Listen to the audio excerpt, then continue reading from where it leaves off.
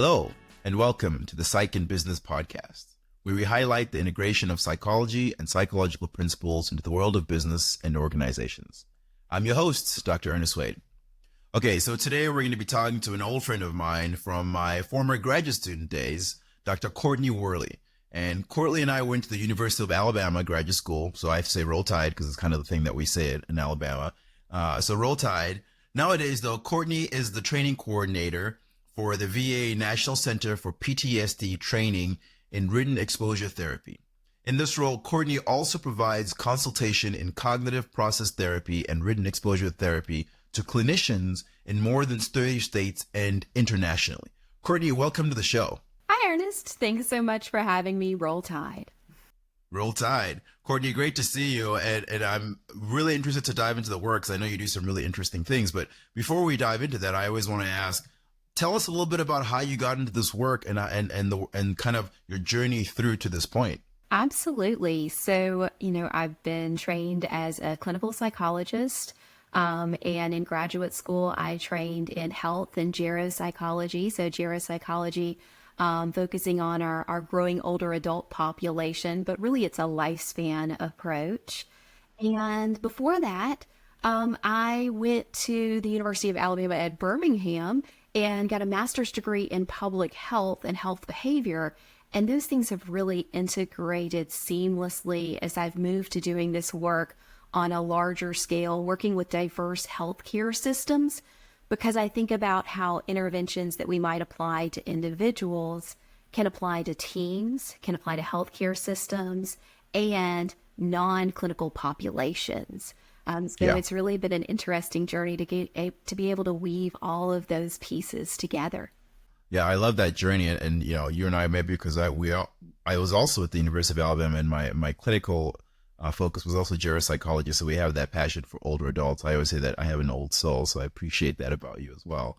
I want to dive right into the work that you do because I was really interested when we were talking earlier about the work that you do and where it intersects for you. Courtney, I know that you do a lot of work working with individuals, working with teams, working with leaders and systems. And I'm really interested to hear a little bit about how you handle that, because I know in your work, when you're providing consultation, you have to be aware of all these different facets. So tell us a little bit more about your work and how you manage all of these things.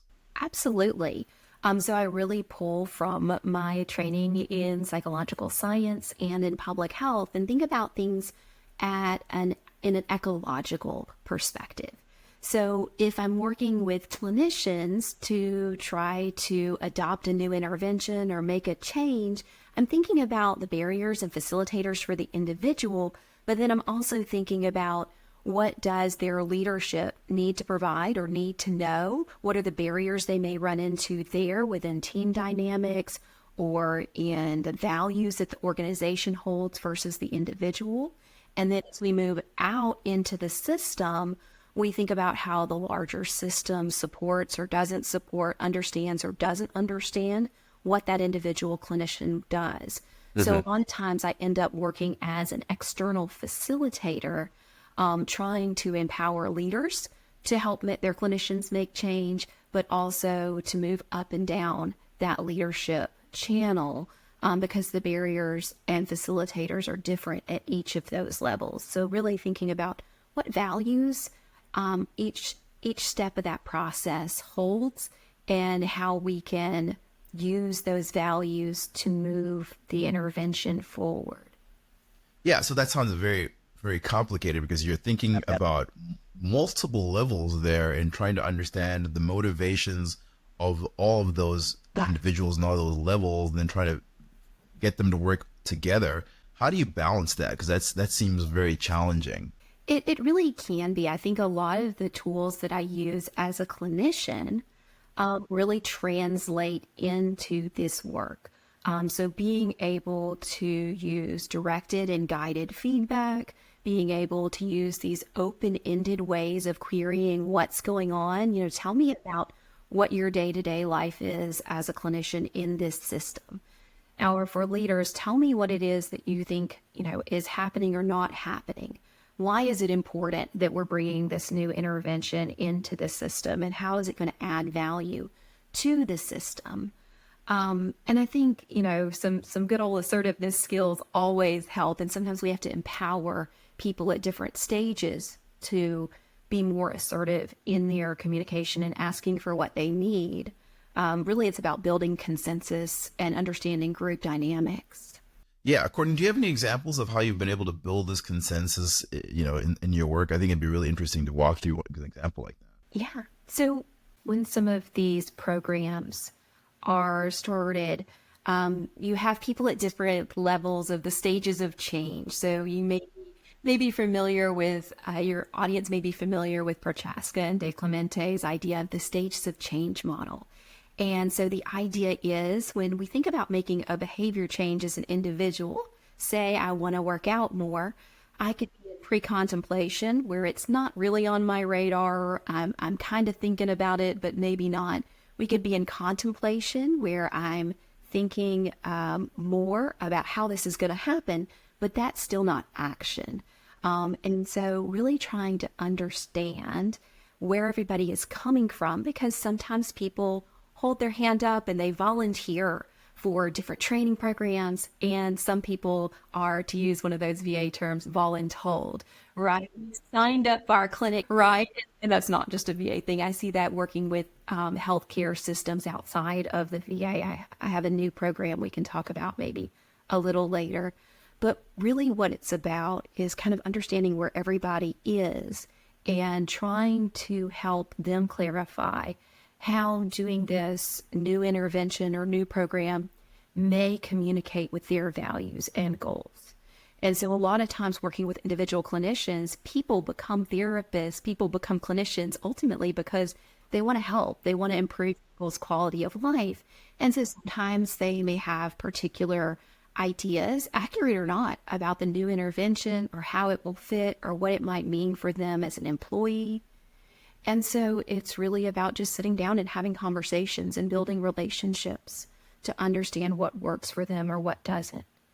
With leaders, it's about understanding how this may be one more thing on their plate and how does bringing in this new intervention help them not just with meeting a goal or a metric, but how does it fit into their larger goals for the organization, for their team. We really want to bring things on that are going to help and support. And so a lot of it is about understanding where each person is coming from and then thinking about how we can move them along that stages of change model. Yeah, this reminds me of when I was at the VA, one of the things we were trying to do was implement change management as something that individuals in the organization did. And I remember you had to work, just as you're saying, with the individual who was going to learn how to do that, but also with their leaders, really trying to get them to work together. One of the challenges that we always ran up against was the system. So can you talk a little about the system and how that plays a role when you're trying to balance this out? So, I'm talking about some of my experiences in VA without being here representing the VA. I'm not representing the U.S. government here in this discussion, but I can speak to my experiences there or in other systems where you really have an opportunity to look at some of these larger processes. So one of the things I do is training in written exposure therapy, which is an evidence-based intervention for PTSD. It's a brief protocol.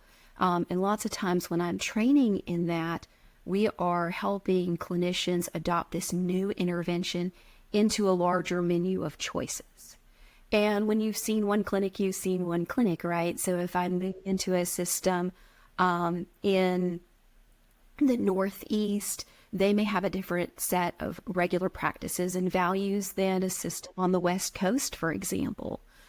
So really understanding what are some of their challenges and how does it work at that site. I just started working with a system, not in the VA, a system I was completely unfamiliar with, and we were working with in a consultation group, and there were two people working for the same system, but at different locations, and they had different access to measurement-based care assessments in their healthcare system. One could send it to their patients to complete a head assessment, and one could not send any of these things. And so, why do you have this access and I don't?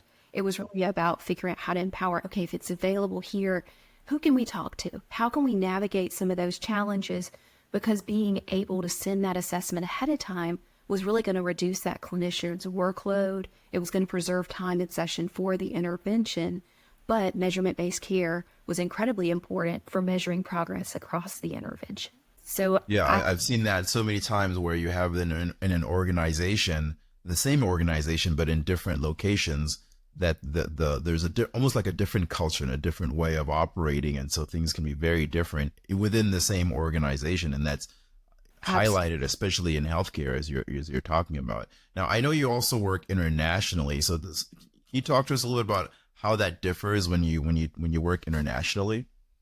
Certainly. So I had the opportunity late last year to be involved in a training program where I was providing consultation to therapists across a country. So they were not co-located. They were also not speaking English. And so I was doing consultation through a translator in Zoom. And yeah, so talk about some levels of difficulty. So there were a couple of different things that we had to overcome, a language barrier and understanding. We had some great translators that helped us out, both with translating therapy work products, so what patients were producing, as well as our communication. But that was a system where they had not done evidence-based psychotherapies before. So thinking about having protocols and specific goals within each session and treatment plans was a really unique experience for them. So it wasn't just training in this intervention, but it was also kind of socializing to this larger way of doing therapy. And so sometimes my role as a consultant may look one way on paper, but I end up bringing in lots of other pieces of my experience in order to help shape that one intervention target. So that's really been an interesting opportunity to understand how healthcare works, in different parts of the world, how therapy practice looks in different parts of the world. And yet they were really incredibly successful. The patient outcomes were amazing. And the therapists were so excited and happy to have this different intervention that really worked in a different way for trauma survivors in their country.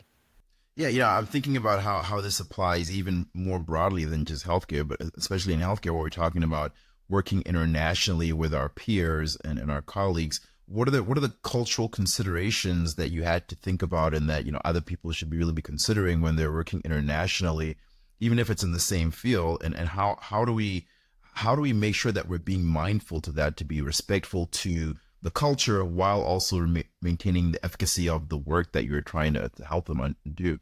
That's a great question, and I think that's probably a prompt for a book. But I'll do my best to touch on some of those things. We'll hit an outline today, maybe. And I'm sure there are others that could speak to that or maybe have spoken to that. But I think one of the things that I really want to approach is with cultural humility and recognizing that the values I hold as a therapist working predominantly in the United States may not be the values that they hold. And thinking about some of the nuances of the interventions that we do and how we can translate those to be palatable, to be appropriate. And so one of the things that, we really take for granted, I think sometimes, is the disclosure that happens in U.S. culture in therapy. It's a really strange thing that we do. Hi, I'm Dr. Worley. Tell me about the worst things that have ever happened to you within the first, 20 minutes of meeting.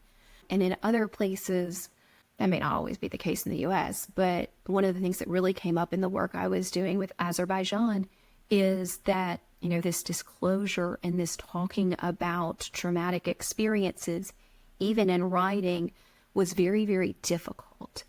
There wasn't social support because there was more secrecy, especially around certain types of traumas.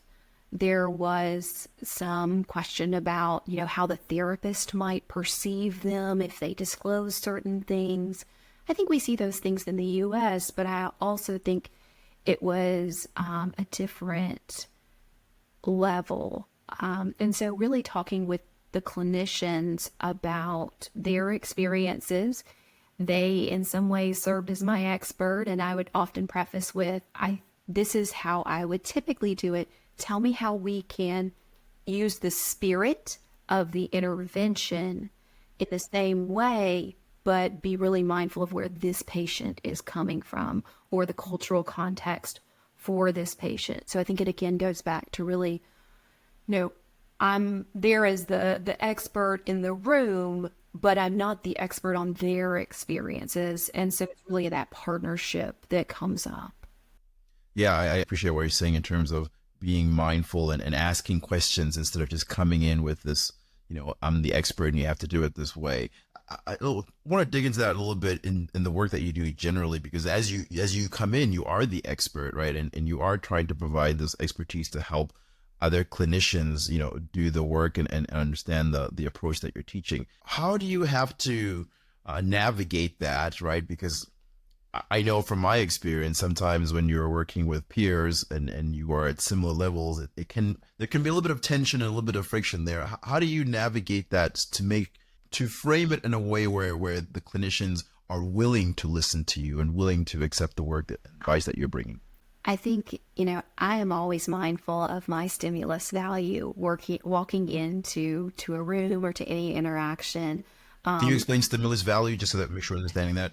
Absolutely. I was going to say that means the way that my individual characteristics are represented and how other people make assessments of that, whether they're accurate or not. Right. Mm-hmm. So I am a mid-career woman. I've got the doctor title behind my name. And, I have some experiences that other people know about and don't know about, but they make some assumptions based on me, how I show up on video, how I speak, whether they can hear my accent or not. And so that makes a difference in how I walk into a room. And so I really try to work on, again, building those relationships with other people, because there are parts that I can control and there are parts that I can't control. And so I ask for a lot of feedback. I really spend time trying to understand where other people are. Tell me about your clinic. Tell me about your experience as a therapist. Tell me how you typically like to, provide this intervention service, or how do you handle when this challenge comes up? And then sometimes I'll share too about my experiences and what my path to this point has looked like. While I'm there as a consultant, I'm also there always to learn. And I learn something from every group I work with, every consultee that I work with, that I hope strengthens me as a clinician and a consultant.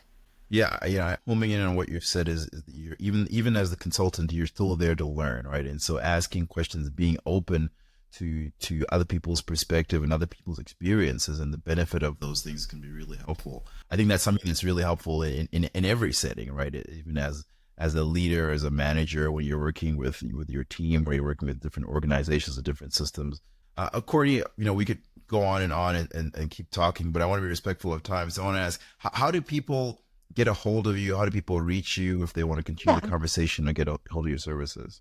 So, I sent you ahead of time some of my links that we may put in the show notes. You can find me on LinkedIn.